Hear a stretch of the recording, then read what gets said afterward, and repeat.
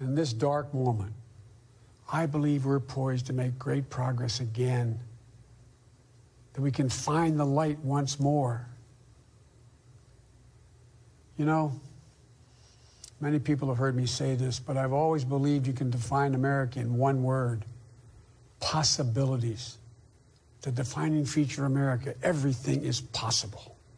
I'm a proud Democrat, and I'll be proud to carry the banner of our party into the general election.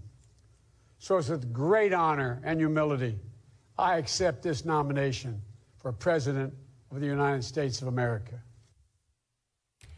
Bueno, ¿y quién mejor para profundizar en este tema que Juan González, nada menos que un ex asesor del ahora candidato a la presidencia de los Estados Unidos, Joe Biden? Es para nosotros un privilegio tenerte aquí en Mega Noticias TVC. Juan, bienvenido. No, gracias, el privilegio es mío. Oye, ayer estábamos viendo a un Biden fresco, como hace rato, por lo menos en mi opinión, no lo veíamos, junto a una Kamala Harris que llegó arrasando, que por momentos llegó a lucir un poquito más que Biden, por lo menos en su discurso. ¿Cómo evalúas tú el cierre de la Convención Demócrata? El discurso que dio el vicepresidente yo creo que es el mejor discurso que yo le he escuchado oír, uno muy dirigido a la población. A mí personalmente me gustó mucho más el formato virtual, porque normalmente son horas y horas de discursos. Esto fue algo que incluyó la participación de los diferentes estados, y yo creo que el contraste con el presidente Trump quedó muy claro, que tenías a un vicepresidente y a la senadora que están enfocados en la clase media, tienen propuestas para combatir el coronavirus, para restaurar la economía, para fortalecer nuestras alianzas, mientras que tienes a un presidente Trump que ha jugado golf más en 4 años que Obama hizo en 8, y que prefiere tuitear y no tiene ningún plan, solo atacar. El Nostradamus de las elecciones presidenciales dice que Biden va a ganar. Me refiero al profesor Alan Lichtman. ¿Se ve una victoria holgada? ¿O cuáles serían las claves? Porque también Hillary Clinton pues iba ahí con una ventaja, y a la hora de la hora, por el sistema electoral en los Estados Unidos, perdió. La única encuesta que importa es la del 3 de noviembre, obviamente. Las encuestas del vicepresidente Biden van muy bien, en la gran diferencia en que hay muchos más demócratas que se han registrado para votar.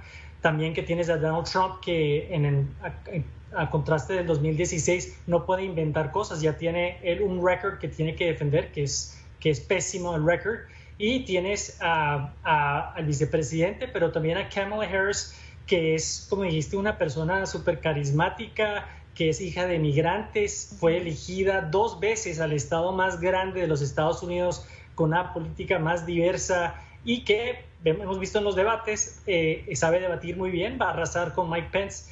Entonces, estamos muy confiados, pero lo que preocupa es que sí, la noche de las elecciones va a ser muy cercano, y el presidente Trump ya está poniendo la narrativa de que va a haber fraude, porque obviamente van a haber muchos boletos por correo, y podría ser que la noche de la elección, porque muchos republicanos van a votar en persona, él esté un poco por delante, pero cuando entren los votos por correo, comience a pasarlo Biden, él va a tratar de frenar o interrumpir el proceso de alguna forma. Esa es una gran preocupación. Ahora hay una cantidad muy importante de mexicanos en los Estados Unidos, y el voto latino, por eso aquí en nuestro auditorio de Mega Noticias TVC, es tan importante. ¿Qué va a pasar? ¿Cuáles son las claves para atraer ese voto latino, el voto incluso de los mexicanos, en estados como Texas, como Florida incluso, que también son claves a la hora de la elección?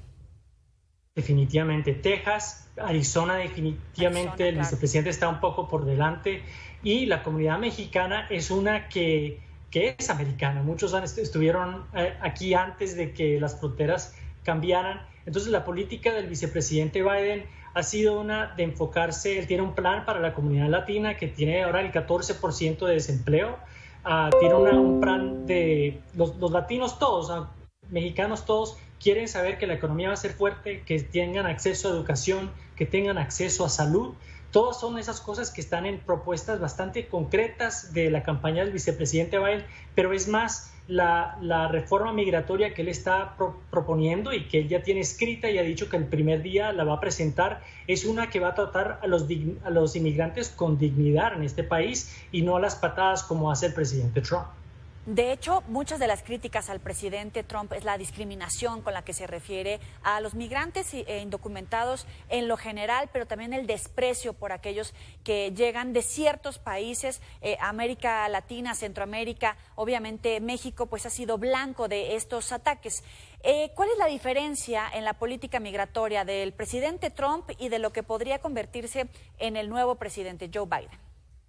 Pues tienes toda la razón. La política migratoria de Trump es una señal a una minoría de este país que le tiene temor a la diversidad de este país y siente que van a perder su identidad. Entonces, la política de ellos es draconiana, es imponer, a usar la ley, es poner muros, mientras que el vicepresidente Biden, él ve que los inmigrantes son los que han ayudado a este país a prosperar e innovar década tras década. Entonces, él cree que se pueden forzar las leyes migratorias y a la vez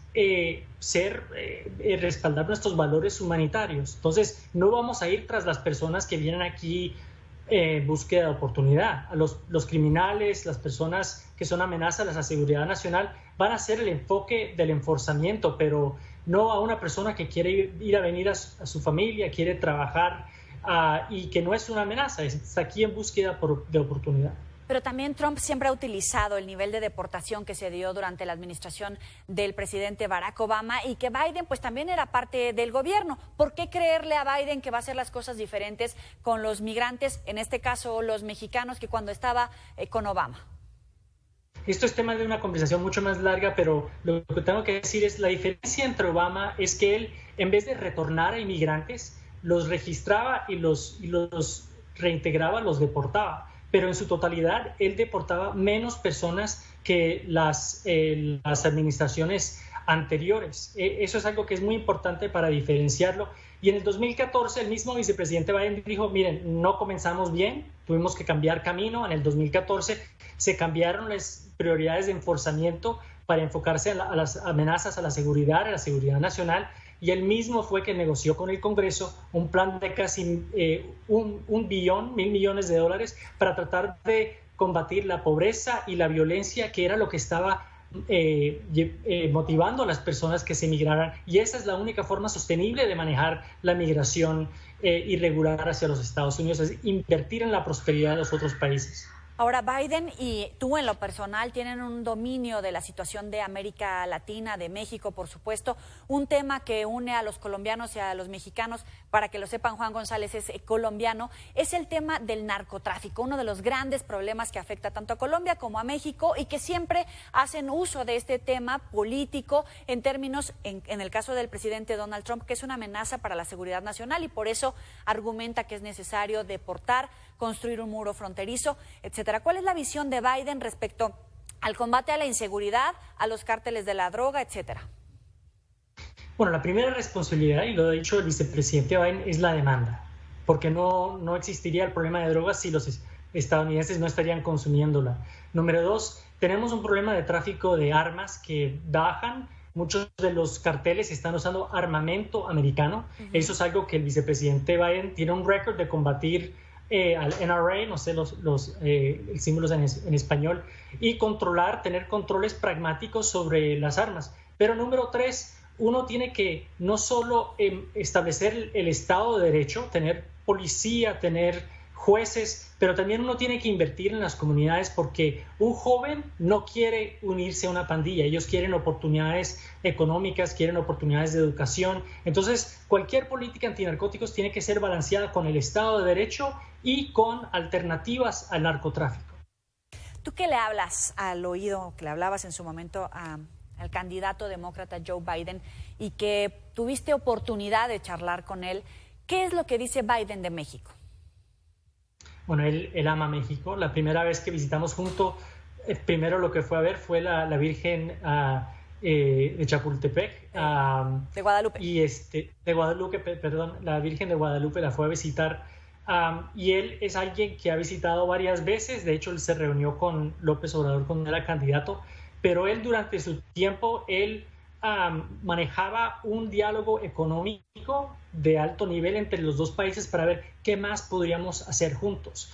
Al fin y al cabo, lo que él piensa es que la prosperidad, el combate en contra de la pandemia, es algo que va a necesitar, y los esfuerzos para competir con China y para fortalecer el sector de manufactura de los Estados Unidos, eso va a poner a Norteamérica, Canadá, Estados Unidos y México en una posición central en la política económica y política de la administración del vicepresidente Biden. Y justamente en esos encuentros también pues se abordaba mucho el tema del Tratado de Libre Comercio, ahora TEMEC. ¿Qué opina Biden del presidente Trump? Del presidente, perdón, López Obrador. Bueno, nosotros es el presidente elegido y nosotros siempre tendremos desacuerdos con nuestros aliados. Lo tuvimos con Peña Nieto, lo tuvimos con Vicente Fox.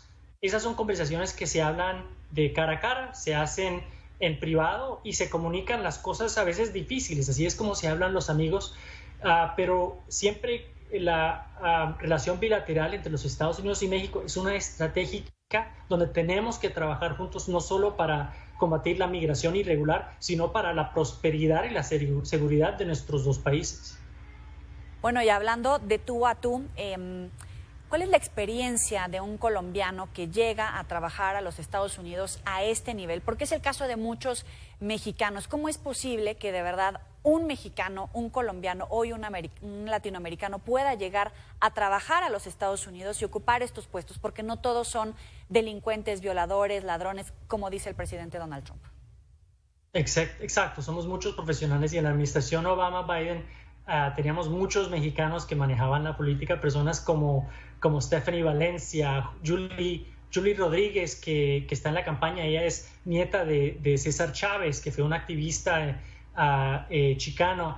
Pero es un gran honor. El vicepresidente Biden, aunque su pronunciación en español no es muy buena, él es alguien que quiere rodearse de la diversidad que representa este país. Él es alguien que le gusta debatir los temas porque quiere llegar a las mejores políticas, y él es uno de los jefes más difíciles, pero mejores que he tenido, porque él demanda lo mejor de las personas que trabajan con él. Ya casi se nos acaba el tiempo. ¿Ves a Kamala Harris en algún momento como candidata a la presidencia de Estados Unidos? Definitivamente, y yo creo que por eso la escogió el vicepresidente Biden, porque él dijo que ella del primer día sería capaz de ser la presidenta. Entonces sería increíble tener la primera mujer presidenta, pero que también es afroamericana, caribeña, de la India. Sería una cosa increíble. Te agradezco muchísimo este espacio aquí con Mega Noticias TVC. Es Juan González, ex asesor de Joe Biden. Gracias por estar con nosotros. Muy buena tarde. Buenas noches.